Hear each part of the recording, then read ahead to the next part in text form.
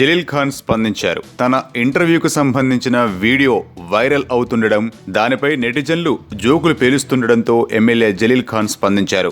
BCom డిగ్రీలో physics subject ఉంటుందని జలీల్ ఖాన్ వాదించిన ఓ video ఆయనను 2 రోజుల్లో పాపులర్ చేసేసింది.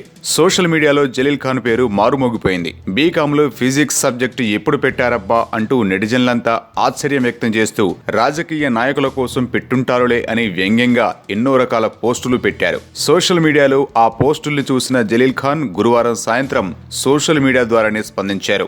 2-3 రోజుల నుంచి సోషల్ మీడియాలో గమనిస్తున్నా. ముందుగా వాళ్లకు నేను కృతజ్ఞతలు తెలియజేస్తున్నా. తప్పో ఒప్పో నన్ను ఎంతగా హైలైట్ చేశారు. కానీ ఆ ఇంటర్వ్యూలో నేను వాస్తవాలు చెప్పాను. నేను చదువుకుంది మెట్రికులేషన్, 2nd క్లాస్లో పాస్ అయ్యా. ఆ తర్వాత PUCలో జాయిన్ అయ్యా. వ్యాపారంలో మంచి ఆఫర్ వచ్చినప్పుడు ఎడ్యుకేషన్ డిస్కంటిన్యూ చేశా. 2 సార్లు సమర్పించిన ఎన్నికల అఫిడవిట్లో కూడా నేను మెట్రికులేషన్ అనే రాశాను. నేను ముందు చెప్పింది డిలీట్ చేసి తర్వాత చెప్పింది హైలైట్ చేశారు. నేను మెట్రికులేషన్ చదివి PUCలో జాయిన్ అయ్యానని చెప్పింది డిలీట్ చేశారు. ఫర్దర్ స్టడీస్ మీరు ఎందుకు చేయలేదు, ఏం చదవాలనుకున్నారు అని అడిగినప్పుడు నేను బీకాం చదవాలనుకున్నా. PUCలో ఫిజిక్స్, మ్యాథ్స్, కెమిస్ట్రీ ఉన్నట్లు బీకాంలో కూడా మ్యాథ్స్, ఫిజిక్స్ ఉంటాయని అనుకున్నా.